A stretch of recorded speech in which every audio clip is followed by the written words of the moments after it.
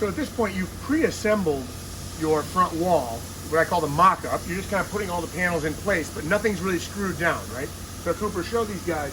We got the inner fenders kind of in place. See how this is just kind of set in place. Your rear tailgate brace is in.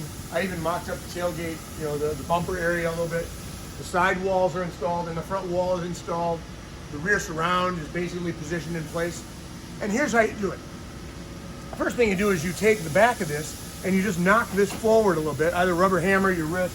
You want to make sure this side panel is all the way up front in its track. And this is the weather strip groove from the rear door. And you want this side of the bed, this whole bed side, you want as far forward as it can go. That's number one. So you tap that forward. The other thing you want to look at right here, and you can zoom in here, Cooper, for height, you want to be about a 1/16 of an inch or so above this inner. You can see where we cut away the top layer of the steel here. We're on the inner underlying steel that's right above the frame rail. And so this piece here, you can see where the aluminum is just barely touching right there. That's a good starting point. Both sides are forward. And then what you do is on the front wall here, with the fender installed loosely, remember I don't have this in tight, I just have it kind of set in there. We want to tighten the gap between the back wall right here and the front wall. The front wall is designed to move front and back to wherever this fender is. So I'm just going to reach in here, and I'm just going to push top and bottom, make sure this wall is up against this fender. It doesn't have to be perfect, but it does have to be close. So now that I know this wall and this little edge back here, now that I know they're pretty tight against the fender, I'll drill a hole in the bottom. There's a tray here on the bottom.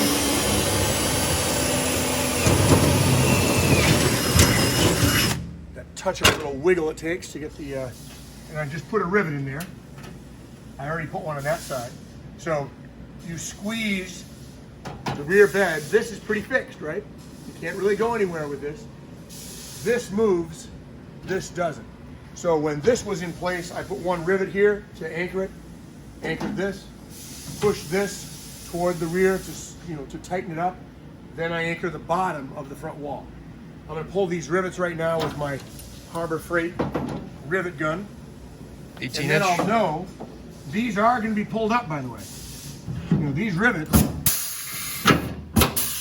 these two rivets, I'm gonna drill those out at the very end.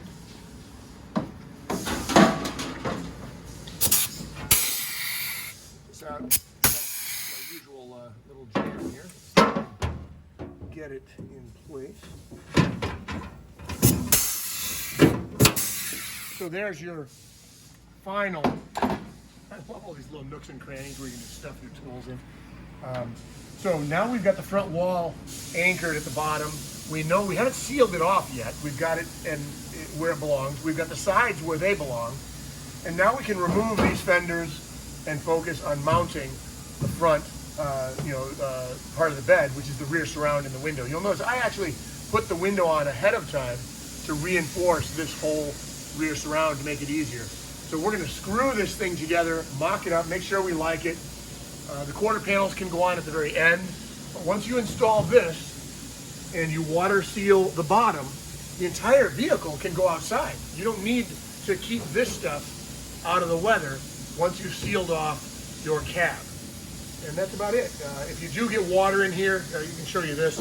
If while storing your car outside, you get water in here, here's where the Jeep's all rust. You can take a look in here. If this stuff gets wet, just take your air gun and blow it out. Remember, you're not gonna leave it out there for for a month or anything. You just blow the water out. I end up putting that seam sealer or undercoating all inside here anyway, just to prevent the future rust before I mount the quarter panel. So that's really it. We can take these inner fenders out now, make sure we can reach everything in here, start our waterproofing step, drill our drain holes underneath this brace here. We can make sure water cannot get into the cab.